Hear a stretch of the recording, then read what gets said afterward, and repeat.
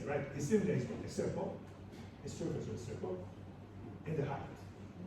This sphere, it gives us here the formula, how to find it. How do you find in the sphere the surface of the sphere? 4 pi r squared. Right? He had all the elements to find the two volumes, the two surfaces, and he finds that the relationship is between 2 and 3. Why 2 and 3 is important? 2/3. And that's why he wanted in his grade that number. The 2/3 are the 2/3 of Pythagoras, the 2/3 of music. If I play in music, for example, in unison, if I play, let's say, do-do, that's the same sound, right? It's 1. Perfect. This is an arch of an octave. This relationship is 1 to 2. Do you know why? No. If I have a string, right, a guitar, maybe a guitar. Think of a guitar string, and then you put your finger in the middle of the string, half, 1 to 2, 1/2. Put a finger, and I pluck one of the two sides. I obtain the octave. So this is the full string. Half string gives me that. Right. So the relationship of 1 to half gives me an octave in music. Right. Another important sound. This is consonants, and for them the consonants was very important. For example, these are again stories that the students of Pythagoras were writing. The people have been telling stories and writing stories. So we're not talking about history, mathematical precise. We're talking about knowledge that was transmitted, like the Odyssey, like the Iliad, was transmitted stories right now. Apparently, they were walking, like a group of people, like we are here, and we're walking in Crotone, and we all are vegetarians. I didn't tell you this before. Poseidon, Athens, then we go back there. Remember this thing about being vegetarian. So we're vegetarians, but not only we're vegetarians. We don't want to wear clothes made with animal skin, right? And so our clothes are made what? With vegetables, with grain. Who does that? Who regenerates that? Leonardo da Vinci is famous for having made clothes with Pacioli, his mathematician friend, with seeds, right? Because they want to be vegetarians not only in eating, but vegetarians also in feeling their body. So did I say that? 2, 3. So we are the octaves, the 5th. So we're talking about the consonants. So you're walking with Pythagoras, and you hear at the time, it's very common the hammering to make a sword. When they go walking metals. And when you hit with a hammer a piece of metal to shape it, you hear noises, bang, bang. And then there is a smaller hammer and a smaller metal, and you hear beep, beep, boom, boom. You hear all the same sounds, that's working sound. Some of these sounds are consonant. They sound good to me. So why this sound sounds good?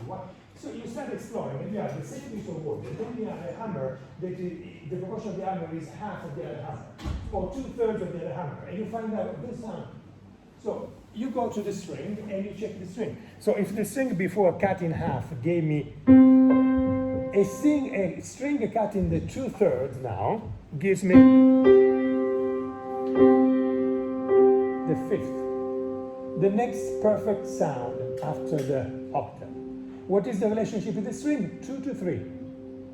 What does Archimedes want on his grave? The proportion 2 to 3 that he finds between the cylinder and the sphere. 2 to 3. Then there is 3, 4. So this is the 5th, right? The 5th below, the 4th, proportion 3, 4. So these basic numbers. 1, 2, 3, 4 represent maybe the harmony of the universe. Maybe we found what the formula of the universe is all about. So Pythagoras says, okay, let's have my how do you call it, the symbol? My signature. The signature of Pythagoras is 1, 2, 1, 2, 3. And then you connect 1, 2, 3, 6, 4, 10 triangle. So he has a triangle with these 10 numbers. That was the perfect system. That was the signature of Pythagoras. If you want to, if you go to see a painting of Raffaello, for example, in Rome, right, a fresco, how do you recognize a man with a beard that is doing something by what that person is drawing or painting in this case? So the symbol of Pythagoras, you know, by his philosophy. As in the gold medal, Archimedes, you recognize the sphere and the cylinder, which is not fully represented, just it's strict like this. But you know what that signature is, the signature of Archimedes. It's the 2, 3, and the 2, 3 is the same thing of Pythagoras. So all these things that pre-existed Archimedes, they were in his genes.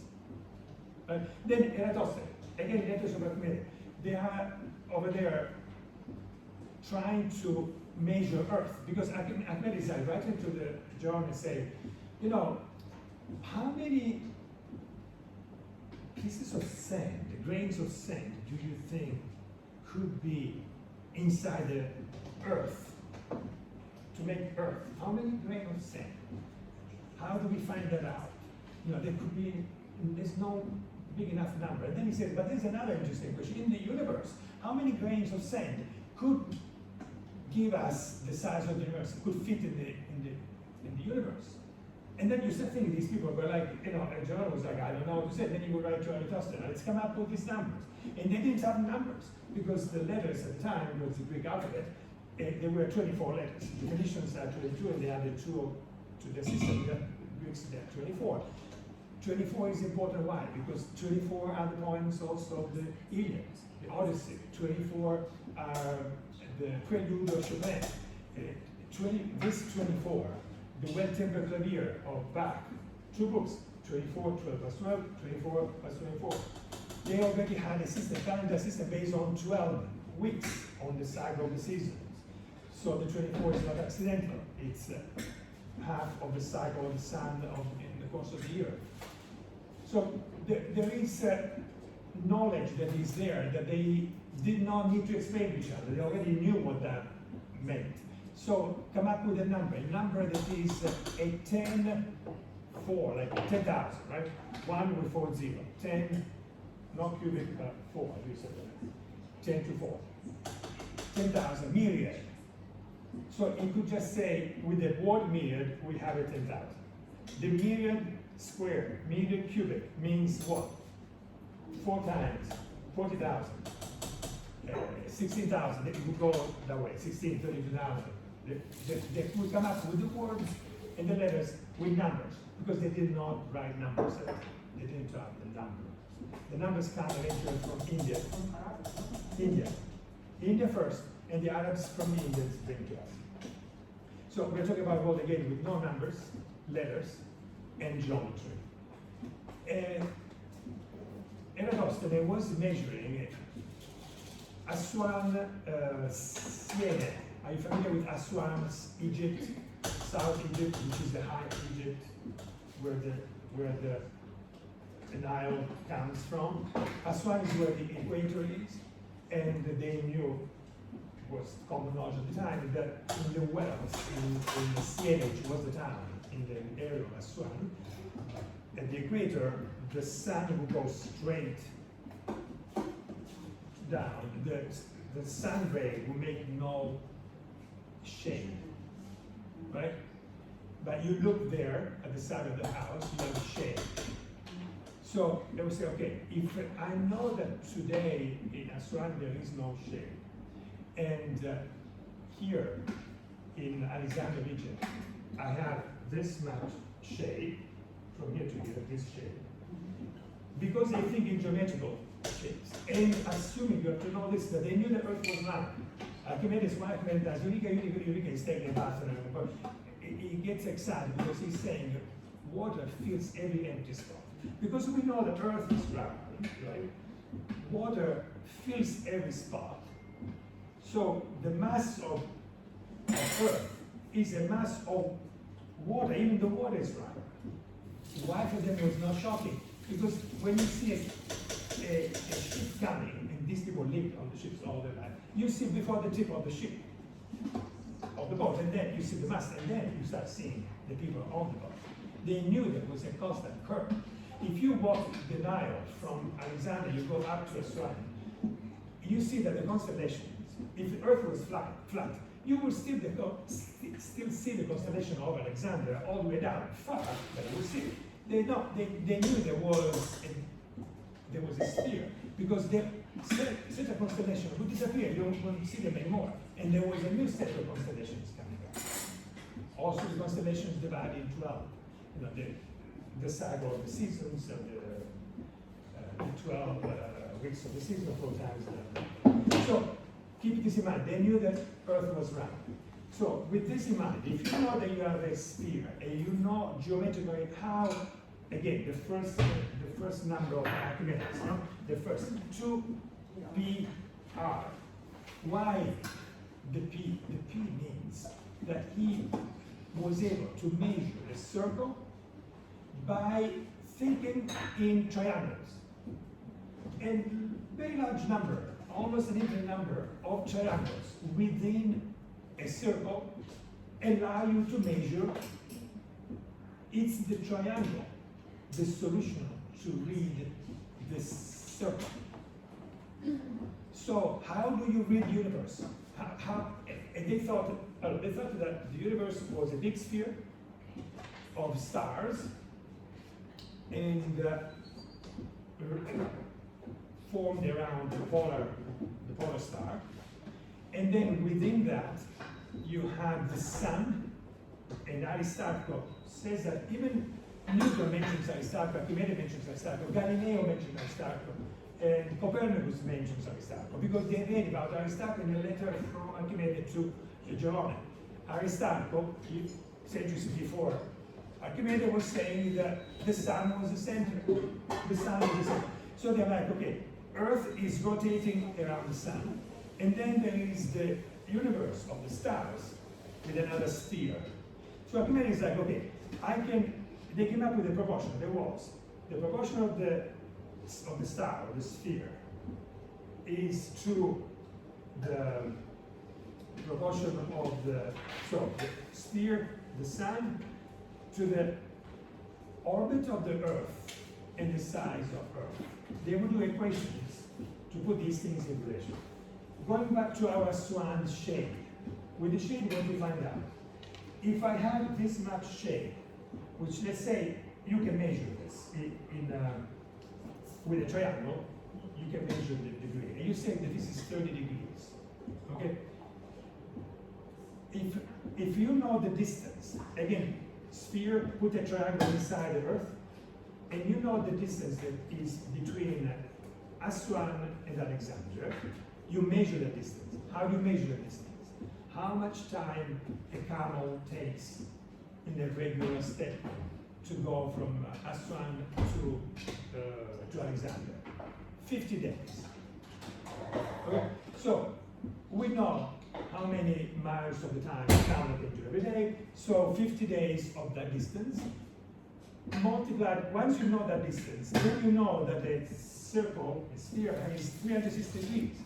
So you have 30 degrees, you go to 360, multiply that number of the 50 days of the camel traveling, and they come up, and we have this in writing, during Eratosthenes and Archimedes, they come up with the measurement of the Earth of 6,000 kilometers. 6,000 kilometers. Sorry, 60,000 kilometers. Now, today, don't take me exactly with the numbers, I may be wrong, but it's 60,000 kilometers what they wrote, and today we know that the actual measurement is 40 kilometers. So they made a mistake of 40 kilometers centuries before that. But European culture, European universities did not exist. All the research that we rely on now, education, exist at all. Now, all this philosophy of mathematics, the Romans kind of killed it. So you have to keep this in mind. Before it comes back, it takes 300 years, this way of thinking. But this is what they were doing at the time. You know, the solar energy, Archimedes is famous for the war against the Romans to try to burn the Roman ships with the mirror discs, you know, and concentrating the sun into the ships, for example. Solar energy, transform solar energy into fire. You know, I mean, if you go into whatever Archimedes, and we don't have all the books of Archimedes. One of the books of Archimedes survived because the king of Sicily, Federico II, which was a Holy Roman Emperor as well, the grandson of the Barbarossa, Federico the Red Beard. He actually got one from Constantinople and gave as a gift to the Pope because the Pope kept communicating him, and to keep the Pope calm, he sent to the Vatican that book of Archimedes. That's why we have one. Another one survived 15 years ago, was found in the States under a medieval prayer book. But the original book of Archimedes was, let's say, like this. So it was written this way, right? And then the book was, they changed it shape, they were like this, and they wrote illuminated book this way, with paintings and writing. So what they are doing now is analyzing all text through X-rays. Nowadays it's written this way, and underneath we find the writing in the opposite direction. The few things we have surviving of Archimedes are really fascinating, and we have Galileo reading Archimedes and saying, I don't understand. There are things, mathematical things that Archimedes was talking about, explaining, and Galileo could not understand. Newton mentions also reading Archimedes. So this now important thing, Poseidon, Athena. Why Athena? Why not Poseidon? So there is this, you know, the gods, and they say, choose me because of this, choose me because of that. So Poseidon says, I give you strength in war, power, hits the trident and floor, a spring of water comes out. But the water was seawater, salty. So people like, what do we do with salt water? Yes, you give us power of war, strength, that salt water. Athena comes in and says, I give you wisdom and an olive tree. If you go to the Acropolis today, you know, I mean, how many of you have been at the Acropolis? Perfect.